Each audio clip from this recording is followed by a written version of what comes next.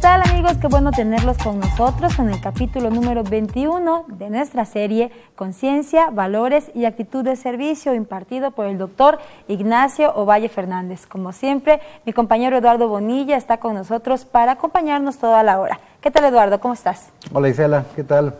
¿Qué tal a ustedes? Nos profundizaremos en el tema en esta ocasión acerca del mito expansivo propio de los grupos de sociedades en su búsqueda por imponer su pensamiento. Por ejemplo, los imperios, el azteca, el inca, el aria, el medo o persa, el musulmán, el romano, el español, todos implicaron no solo el tomar posesión de las riquezas conquistadas, sino también el imponer el mito particular, el mito expansivo, lo cual opera en detrimento de los conquistados y en beneficio de nosotros. Una vez concluida la explicación del nivel mítico expansivo, expone el doctor Ovalle lo relativo al nivel pseudo-racional de acepción del nosotros y continuar con el correspondiente al racional cosmotrópico. Posteriormente a estas reflexiones ocurre algo importante, realiza otras en torno al concepto de globalización, democracia y valores humanos, reconociendo la importancia de trascender en el mundo, pero incluyendo y sin uniformar, es decir, generando lo que llama un brazo incluyente. Veamos pues este nuevo capítulo de la serie Conciencia, Valores y Actitud de Servicio, impartido por el doctor Ovalle Fernández.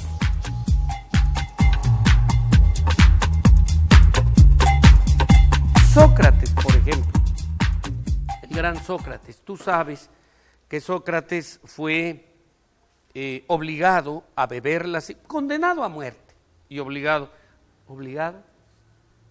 bueno, y bebió la cicuta. Pero, ¿por qué mataron a Sócrates? Sócrates era un ciudadano responsable, había ido inclusive a la guerra, se había mostrado como un soldado valiente, defendiendo a Atenas, y sin embargo lo sentenciaron a muerte. ¿Por qué? La sentencia que condenó a muerte a Sócrates se conserva. Bueno, el texto dice, Sócrates, fíjate bien, Sócrates es culpable de negarse a reconocer los dioses del Estado. Por lo tanto, se pide para él la pena de muerte. O sea, que el pecado de Sócrates fue decir, bueno, yo la verdad no creo que de ese cerro, porque tampoco creas que el Olimpo es muy alto, que de ese cerro baje un dios llamado Zeus, de repente se transforme en cisne u otras cosas, se meta en los asuntos humanos, se disfrace de cisne para andar embarazando doncellas y que nazcan semidioses. Yo la verdad no lo creo. Ah, ¿no lo crees? Muerte para ti. ¿Por qué? Porque era lo que daba sentido de identidad, aunque fuera mito, y aunque muchos otros no lo creyeran, pues la decisión era condenarlo porque afectaba el mito colectivo. Y entonces, ¿qué es lo que ocurre? Que la humanidad, en lugar de avanzar, digamos, al ritmo de Sócrates y apegarse a la razón, lo que verdaderamente ocurre es que la razón es secuestrada por el dogma. Y el dogma pone a la razón a su servicio. Y por lo tanto, al ir creciendo otra vez estas nociones, digamos que los seres humanos dicen, bueno, la razón, el mundo efectivamente es muy grande, es ancho y ajeno. Bueno, ancho sí, pero ajeno, ¿por qué tú?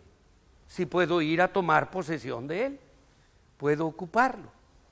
Y entonces, esas ocupaciones se realizan en nombre de un mito que en lugar de ser exclusivo y excluyente, se vuelve expansivo. Todos los grandes imperios que te vengan a la memoria se caracterizaron por ser un intento de extender la mitología particular. El imperio azteca, el inca, el ario, el medo o persa, el musulmán, el alejandrino, el romano, el español, el que quieras de todos estos, implicaban, entre otras cosas, no nada más el deseo de tomar la posesión de las riquezas conquistadas, sino también de imponer el mito particular, inclusive teóricamente por el bien de esas personas.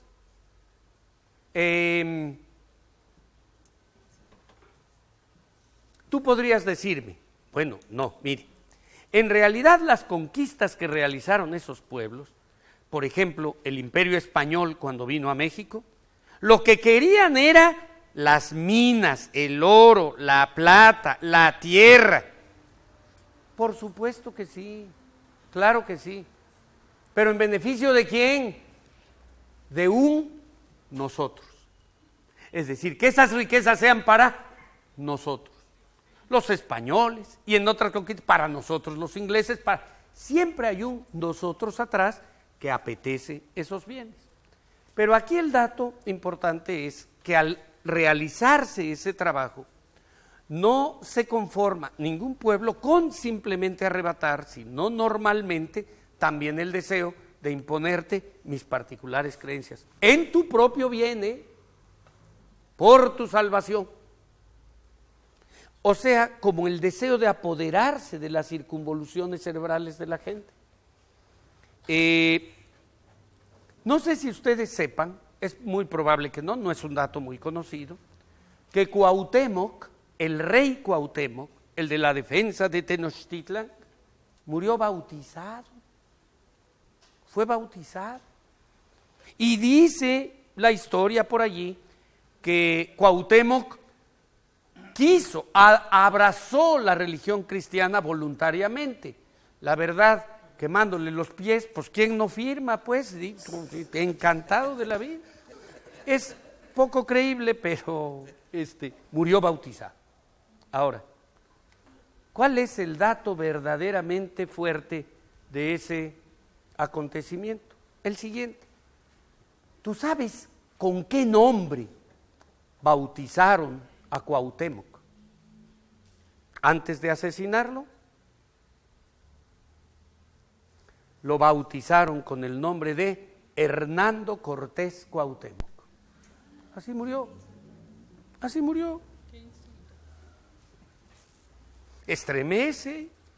¿De qué se trata? Mira, tú absorbe mi fe. Yo te mato, pero es por tu propia salvación. Si voy a salvar tu alma, pues, abraza esta fe. Eso, nada más que eso, existió repetidamente en muchas partes. Pero ¿qué es lo que ocurre verdaderamente? Que ese principio integrador fundado en el mito, que es una noción más abstracta, pretende ser universal, pero no puede serlo. ¿Por qué? Porque siempre te encontrarás alguna persona que te dice, yo no creo lo que tú crees. El principio, la limitación para que cualquiera de esos principios alcanzara universalidad nunca fueron las armas, porque con las armas se trafica, van para allá y van para acá. Si tú ves una película que trate de un momento temprano de la conquista del oeste en los Estados Unidos, los Rangers blancos utilizan fusiles y los indios arcos y flechas. Pero si ves una película de una etapa más avanzada de la historia norteamericana, los indios traen rifles. Entonces, que han tomado las armas, pero no han sido conquistadas sus creencias. Pondré a un ejemplo musulmán. Los musulmanes dicen, mira, nuestra religión es universal porque cualquiera puede ser musulmán. De hecho, es la religión verdadera. Mira, Mahoma es el sello de los profetas, así le llaman. Jesús es profeta, ellos reconocen a Jesús como profeta, Moisés es profeta, todos fueron profetas. Pero el último profeta, y cuidado con que venga otro a decir que lo es, el sello de los profetas es Mahoma. pero fundó una religión universal. Cualquiera puede ser musulmán, niños, mujeres, varones, blancos, negros, de cualquier nacionalidad, y lo cumplen. Acuérdate en la guerra reciente de Bosnia, en esa de Serbia y Bosnia, los musulmanes llegaron por Oriente hasta allí, el Imperio Austrohúngaro, y por el lado de Occidente, bueno, para que lo veas tú, de este lado, por España, penetraron hasta Francia, donde fueron detenidos allí por Martel, Carlos Martel. En un momento determinado ya no pudieron avanzar. Si hubieran cerrado la pinza, probablemente seríamos musulmanes. ¿Pero qué dicen? Todos pueden ser musulmanes. Ese es un lenguaje verdaderamente universal, ese como de cualquier otra fe. Incapaz yo de especializarme para señalar alguna, no. Las limitaciones quiero señalar de que eso sea suficiente para un abrazo universal. ¿Por qué? Porque no se vale decir todos los musulmanes se van a salvar, porque sostienen que llega como un ángel y pregunta cuando una gente ha muerto, ¿quién es Dios? Y tiene que decir Alá. ¿Y quién es su profeta? Mahoma. Perfecto, te salvaste y te vas al... Ah, pero eso sí, te dice, pero los hinduistas se van a ir al infierno. Por supuesto habrá gente que no lo acepte. Entonces, la humanidad, ay Dios, a trompicones, a golpes, a guerras, a matanzas, como lo seguimos viendo, avanza. ¿A qué? A un nivel que le va permitiendo gradualmente integrar en una sola comunidad elementos diferentes, logrando integrar o componer un nivel que podríamos llamar, que quiero llamar, mira, no lo tengo, pero déjame, creo que lo menciono después, pseudo racional. ¿A qué se refiere? La razón se va imponiendo poco a poco. Surgen los estados de derecho, como el nuestro, cosa que es muy importante. Por eso estaba mostrando aquí esta comunidad. La nuestra es el Zócalo, pero México es muchísimo más grande que la gente que cabe en una cueva. La ley va diciendo, a mí no me importa que las personas que viven aquí tengan una determinada raza o una determinada religión, todos pueden ser mexicanos con ciertos requisitos. Por ejemplo, yo te pregunto, ¿quiénes somos nosotros, los mexicanos? ¿Será mexicano, dato matriarcal, el hijo de una madre maya o tzotzil, celtal, zapoteca, mixteca, otomí, yaqui, mayo? Pues puede ser, pero hay algunas mujeres zapotecas que se fueron de braceras, tuvieron sus hijos en Estados Unidos y no regresaron. Entonces, no es ese dato meramente biológico. ¿Podrá ser mexicano alguien que nació en la India, hijo de un padre ruso y de una madre irlandesa? Pues sí, si viene aquí, tiene una buena conducta, saca su carta de naturalización, será mexicano. O más sencillo, si se casa con mexicano o mexicana, si tiene hijos mexicanos. Y uno puede decir, oye, qué enredo, man. Ningún enredo, es una cosa bien sencilla. ¿Quiénes somos nosotros, los mexicanos? Los que diga la ley. Es muy sencillo. Nada más que la ley no es un dato físico biológico. La ley es una creación cultural. Es decir, vas avanzando, eso es lo que quiero. A veces temo no ser claro en esto. Vas avanzando a un nivel mayor de abstracción, que te va mostrando quiénes somos los mexicanos, por supuesto, algo muchísimo más amplio. Nada más que la ley, que es un elemento superador de diferencias, las integra. A mí no me importa tu raza, trasciende pero integra. Otra vez, es decir, conserva algunos de los elementos. ¿Qué razas tienen? ¿Qué religiones tienen? No me importa. Juntos, con un elemento que nos abarque. La ley es un paso adelante impresionante, pero hay un momento en que la ley puede convertirse en un elemento no racional, no es enteramente racional, puede ser pseudo racional. ¿Por qué puede ser pseudo racional? Porque hay algunas leyes que toman como dato fundamental la raza, el color o la pertenencia a un partido.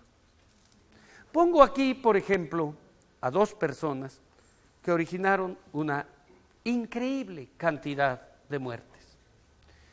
De este hombre ya sabemos mucho, de este sabemos un poco menos.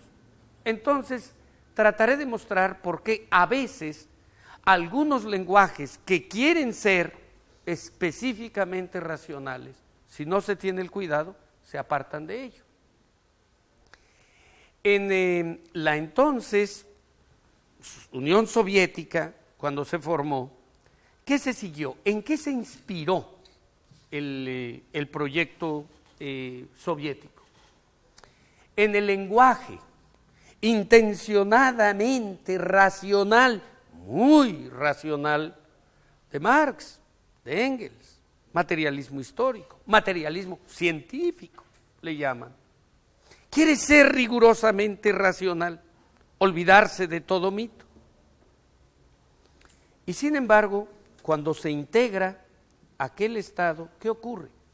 Hay algo que consuma Stalin que se llama sustitutismo y que consuma, no funda, consuma, que es, bueno, no todo mundo puede pertenecer al Partido Comunista, no todos, porque la propaganda te emboba, te engaña, caes en la democracia burguesa y vas a votar en tu contra.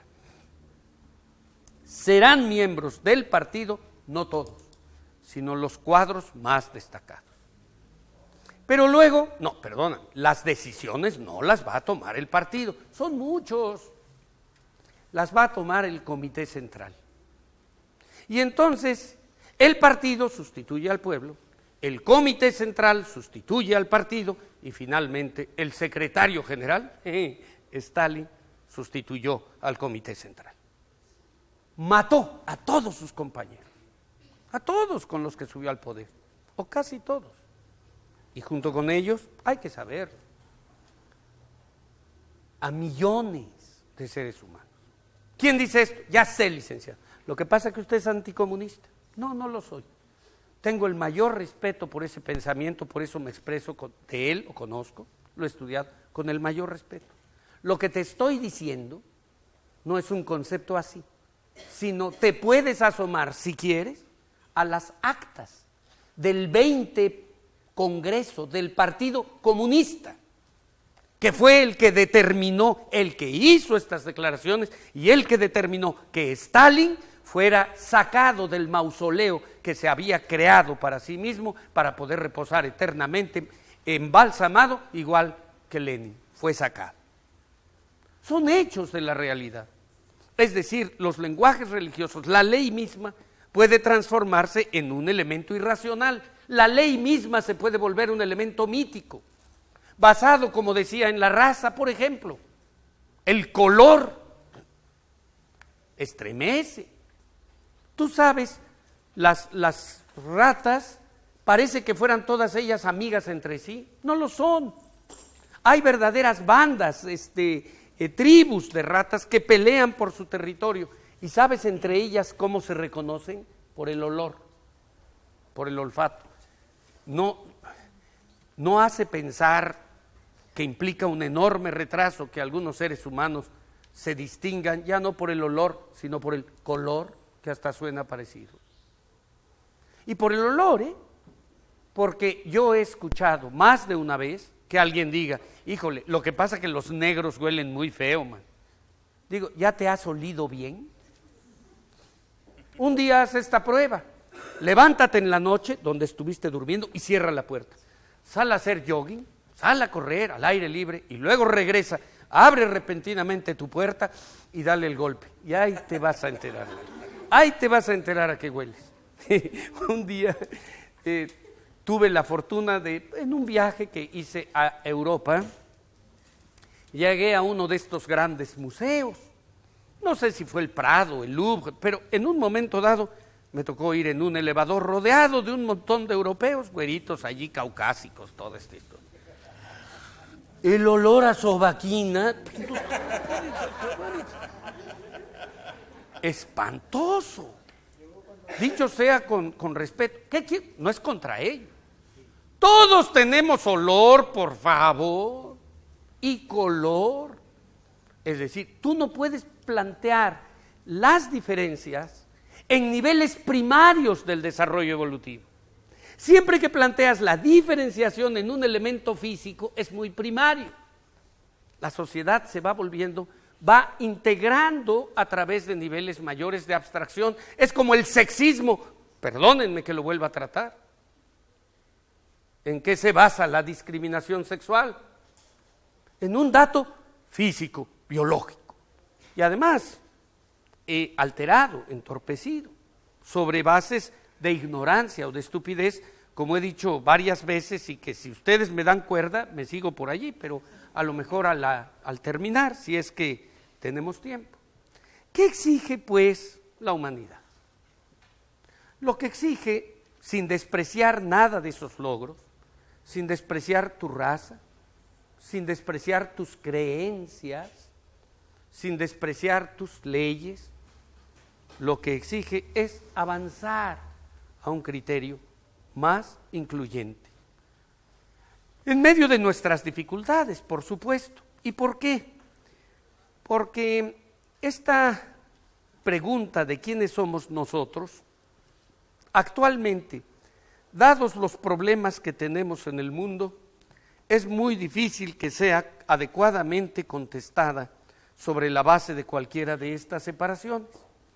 Aquí te proyecto una lámina que tal vez quienes están más atrás, salvo que tengan vista de lince, no alcancen a ver, que muestra la red de los problemas contemporáneos.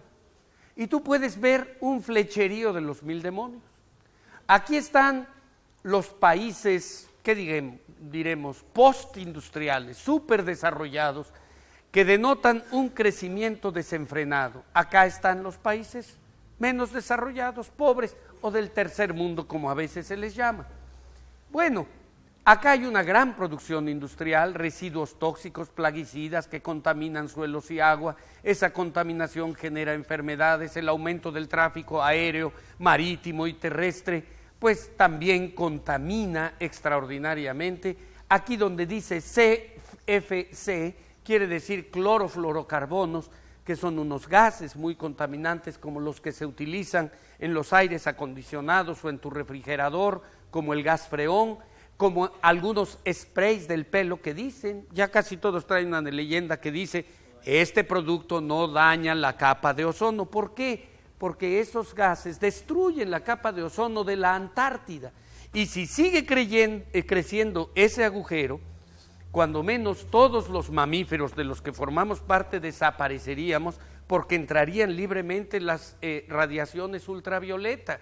Ya hay otros modos de enfriar, pero entran gradualmente a la producción industrial y así. Bueno, y de este lado están los países más pobres, con analfabetismo, con falta de atención sanitaria, elevada mortalidad de las madres, explosión demográfica, tala de leñas, incendios intencionales. La mitad de los incendios forestales son provocados intencionalmente para poder ocupar nuevas tierras y así sucesivamente, de manera que estos no pueden dormir de hambre y estos no pueden dormir de miedo.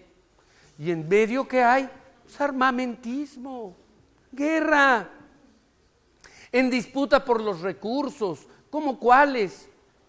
El petróleo, conflictos geopolíticos, etcétera. ¿Y en medio qué? Por eso todo está interrelacionado.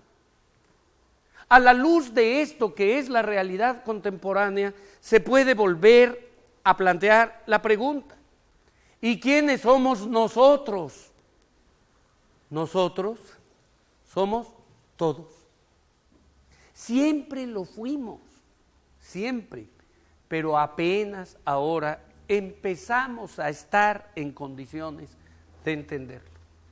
¿Cuál es el desafío? La invitación, por supuesto, a la conciencia humana para crecer en esa dirección, algo que amerita llamarse un nivel racional cosmotrópico. Ya te había dicho, trópico, tropos, quiere decir hacia un abrazo universal, hacia esto, aunque no lleguemos. A la luz de esos problemas que te acabo de mostrar, cualquiera lo entiende. Hay un descontrol en una planta nuclear de Chernobyl y hay una emanación contaminante, radioactiva, que afecta los suelos y los pastos de otros países. Se compra leche en esos países, llega leche contaminada a México y a otros países, y en todas partes se investiga y hay escándalo y hay preocupación. Las aves migratorias, ¿por qué? Porque las emanaciones no sacan pasaporte. Como no lo sacan las aves migratorias, las especies migratorias de todo tipo. La delincuencia organizada, los narcotraficantes, eso sí sacan pasaporte, falso, pero lo sacan, pues, es decir, se andan moviendo. ¿Cómo combates cualquier problema? ¿Cómo lo combates? Hay un problema económico grave en Japón o en no sé dónde, y aquí te aplican retiro voluntario y cosas por el estilo. ¿Qué se hace? O México, cuando tuvimos una devaluación fuerte, reciente, ¿qué año? 94. ¿Qué ocurrió? Pues le pegamos a toda América Latina. Le llamaron el efecto tequila, acuérdate. Entonces, siendo así, ¿cuál sería la invitación? Que verdaderamente todos aprendamos a entender que somos pasajeros de una sola nave espacial llamada Tierra. No tiene remedio. Tenemos que vernos como pasajeros de una nave espacial llamada Tierra, que es hasta donde hoy da el entendimiento humano y hasta donde razonablemente podemos en muchísimos años llegar, el único planeta que nos consta que está habitado. Y tener, por supuesto, muchísimo más respeto por ese hogar. ¿Cuáles son algunos de los signos complicados, modernos, que denotan ese salto a otro tipo de conciencia? Los esfuerzos multirregionales, no los meros apetitos imperiales. Como por ejemplo la Comunidad Europea. Ahora han tenido un problema serio para poder aprobar una constitución común, pero todo lo demás lo tienen avanzado. No quiero decir que sea la culminación, no, ¿qué va? Es otro paso, nada más. ¿Qué es lo que hacen? Hay que saber que prácticamente no hay un solo hogar europeo, uno solo, que no tenga en su historia un muerto ocasionado por otro país. Guerras incontables entre Inglaterra, Francia, Italia, Alemania, Austria, todos, ensangrentado el continente.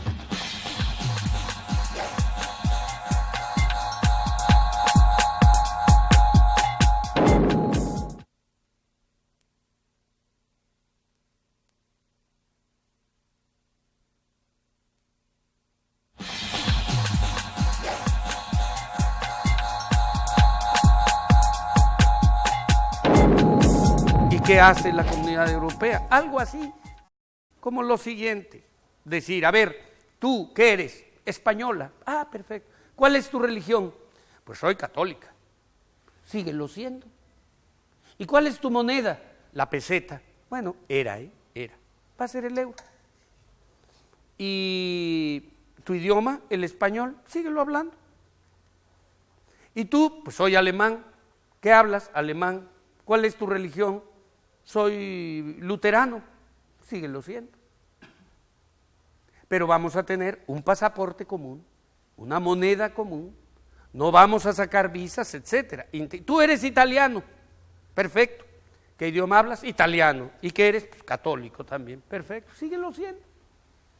Es decir, al integrar esa comunidad englobadora, incluye, pero trasciende.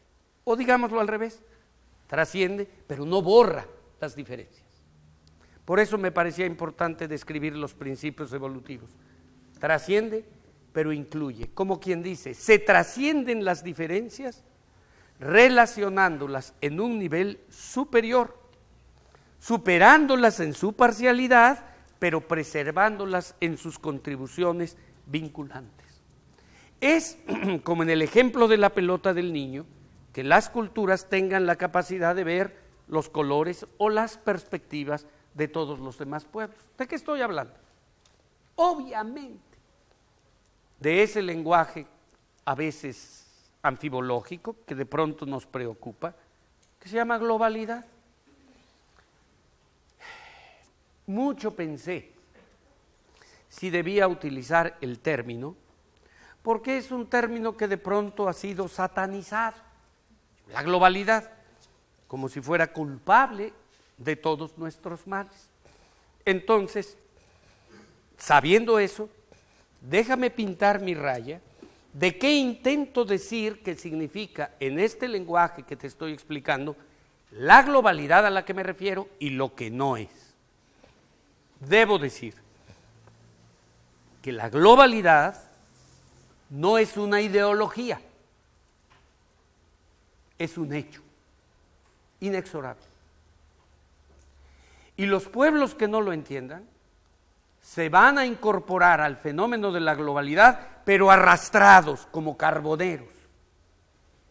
Nos vamos a subir al cabuz de la historia, o los pueblos que lo hagan, en lugar de encontrar su nicho para insertarse.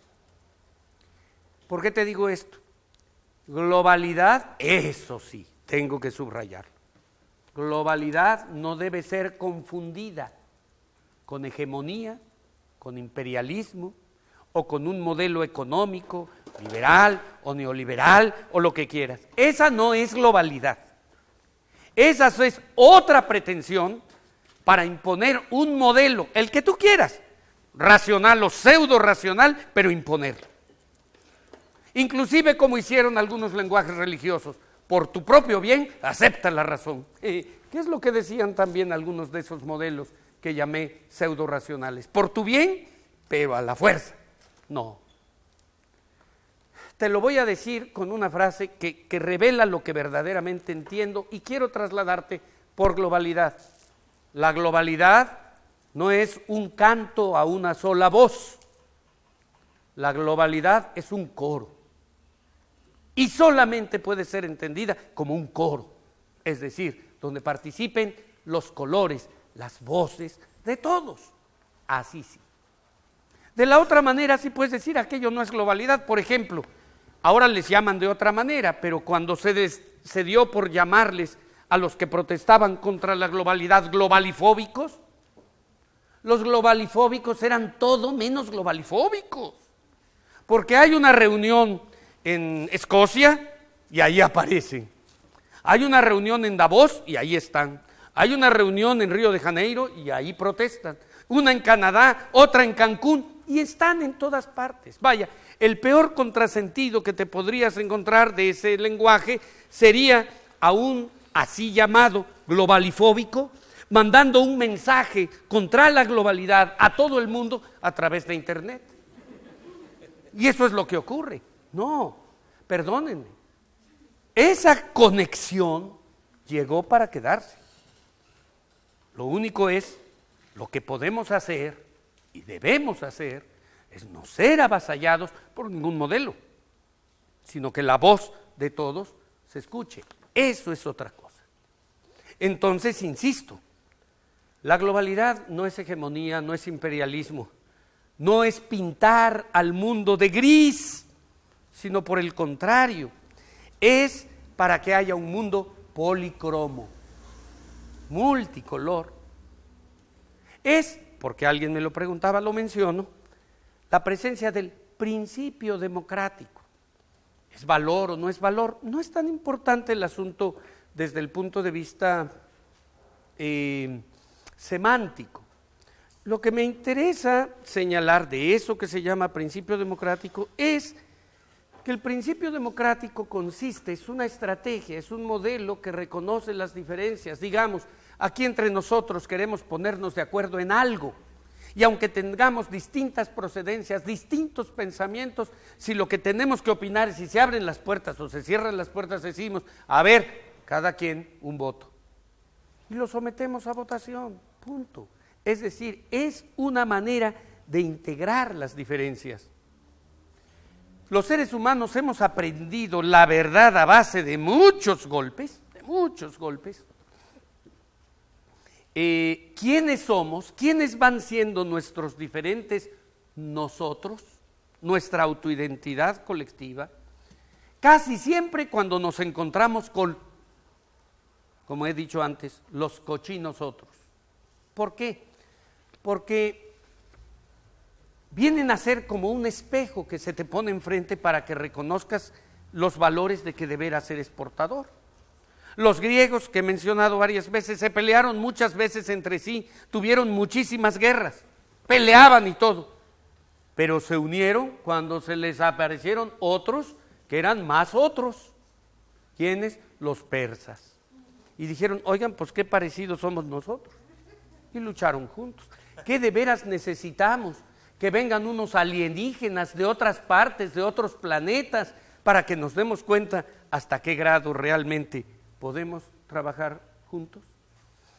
Y esto me permite tomar o retomar un tema que traté cuando empezamos, que es el viejo debate entre si los valores humanos son universales o son relativos. Pero ¿cómo podemos acercarnos, nada más acercarnos, a despejar ese viejo problema? Bueno, pues la solución consiste no en intentar imponer tus criterios parciales con pretensiones de universalidad. No. Porque por esa vía, por supuesto, que como vas a encontrar gente que no piense como tú, vas a generar conflictos y vas a lucir como una persona intolerante o autoritaria. ¿No? Entonces, ¿cuál es el camino? ¿Sabes cuál? Es sencillo. Como efectivamente hay relatividad en relación al contexto de los valores, mejor intenta hacer cada vez más universal tu abrazo, el contexto de tu abrazo, de tu respeto o de tu amor, pues, por todo aquello. Y en la medida en que tu abrazo, tu contexto, sea más amplio, en esa medida, aunque quizá nunca llegues a este nivel, vas a estar más cerca de los valores que pudieran llamarse universales. Cuando yo te decía que una persona dice, no, pero el chiste es el bien mayor para el mayor número. Sí, pero el bien según quién. Por eso hemos intentado desglosar a través de elementos un poco más objetivos. Porque si no, si tratas de imponer lo que son tus criterios, va a ocurrir aquello que te mencioné en una frase también al principio. ¿Qué te dije? Los peores crímenes de la humanidad, contra la humanidad, no han sido cometidos por malvados convencidos de su maldad, sino por estúpidos convencidos de su bondad. Es decir, siempre diciendo, yo tengo la razón y por lo tanto, ahí te voy. Ahora tú dirás, bueno, pero ¿cómo le hago para dar un salto? Yo estoy aquí, yo estoy en mi mundo, estoy en mi pueblo. ¿Cómo hago para ese abrazo? Yo ya te dije que el abrazo empieza por la gente que tratas. Esa es la humanidad para... ¿Cuál otra? La gente que tratas. Pero bueno, de todas maneras no hay que dar saltos. La naturaleza no da saltos. La evolución tampoco va a saltos. Sino, ya lo habíamos dicho, es gradual. Trabaja con lo que se va encontrando. Por lo tanto, nuestras particularidades no pueden ser ignoradas. ¿Qué quiero decir? Para que yo me aproxime a un abrazo universal, no tengo que renunciar a lo mío. Cuando yo entiendo que la palabra madre se refiere a todas las madres, no tengo que renunciar a aplicar esa palabra a la mía. Dar un abrazo universal no quiere decir que yo desprecie lo propio. Al contrario, si desprecio lo propio, no estoy actuando como un verdadero coro porque estoy renunciando a mi voz. El abrazo universal lo incluye a los demás, pero también lo propio. Yo como tú sería bien capaz un 15 de septiembre, sobre todo si me metes un tequila entre pecho y espalda, de dar un grito como México no hay dos. Ahora aquí la pregunta es, ¿y eso es verdad? ¿Como México no hay dos? Sí, claro que sí. Para los mexicanos. Pero si tú vas y les das ese grito a otros en Alemania, Estados Unidos, como México no hay dos, bolas de idiotas solas, vas a tener problemas. ¿Por qué? Porque hay gente que no te lo va a aceptar. Pero no solo porque no te lo acepten, sino porque es una barbaridad. ¿Cuál era el grito de batalla que tenían precisamente las huestes nazifascistas? ¿Cómo gritaban los alemanes? Su grito de batalla era Deutschland über alles, que quiere decir Alemania por encima de todos. Y que bien traducido al español quiere decir como Alemania no hay dos. ¿Y eso es verdad? Sí, para los alemanes. Como Francia no hay dos para los franceses. Y como mi casa no hay dos para mi familia. Es decir, el amor a lo propio no implica rechazar aquello, y acercarse a aquello no implica rechazar lo propio. La globalidad no es uniformidad, tengo que decir, es el reconocimiento de otras diferencias, y tengo que trascender, pero incluyendo. Es decir, al marchar en esa dirección, tengo que llevar como un cargamento el bagaje histórico, la riqueza, la viveza, las luces de lo que yo tengo y de lo que tiene mi pueblo y de lo que represento, para que sea un abrazo verdaderamente universal. Si no, no lo es. Repito, es un coro, no un canto a una sola voz. Ahora, con esto que he señalado hasta aquí, he insistido en dos elementos que son, de una parte, la magnitud o amplitud del abrazo. Eso es muy importante. Pero también señalé que como ese abrazo puede basarse en criterios extraviados, que son algunos de los que he mencionado, el abrazo, para asociarse a algo que podamos considerar objetivamente positivo, tiene que ser creador.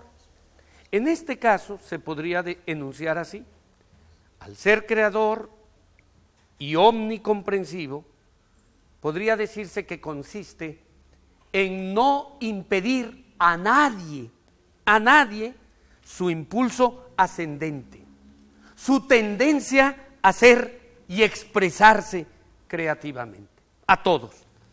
Es inclusión creadora, o si prefieres, creación incluyente.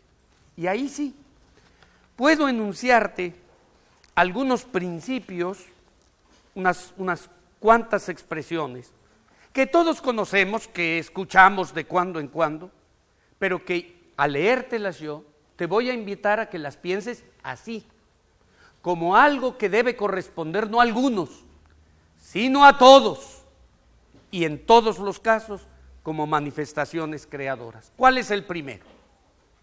Por supuesto, el derecho a la vida de todos, el acceso a la salud, la alimentación, la capacidad económica, el saber y demás capacidades de ascenso para todos. no exclusión de nadie por razones de pobreza, de edad, de lengua, de raza, de religión o de deficiencias físicas. No a toda forma de colonización y explotación, pero también no a la xenofobia u odio al extranjero o discriminación cultural, ni tampoco extinción inicua o persecución inicua de los disidentes. Aprovechamiento de la naturaleza con respeto ecológico, no a soluciones económicas que consideren como fatalidad histórica el desempleo y la pobreza, como si fueran datos necesarios. Educación con libertad contra la intolerancia y la violencia, no a toda forma de racismo y etnocentrismo. Igualdad ante el derecho, incluido el gobierno como un litigante más.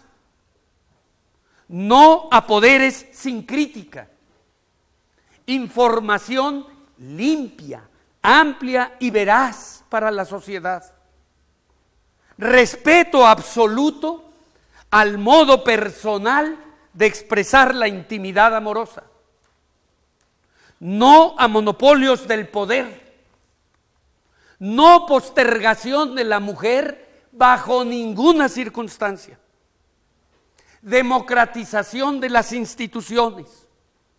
Coherencia entre medios y fines. Y así como estos, algunos más. Es decir, abrazo incluyente. Lo que te he dicho hasta este momento tiene que ver con el qué. Lo que voy a decir en nuestro último tramo, en el último segmento, tiene que ver un poquitín y está muy comprimido porque tomaría tanto o más tiempo que el que hemos empleado hasta aquí, unas cuantas palabras acerca del cómo. Gracias por haber estado hasta ahora con nosotros en este interesante curso. No se les olvide estar en el próximo capítulo, ya que se hablará sobre el ser autoconsciente, un tema que te impactará mucho, como todos los temas que aborda el doctor Ignacio Valle Fernández. Les recuerdo que si quieren adquirir el DVD del curso taller, solo llamen al 842-3500 y una de nuestras operadoras les atenderá.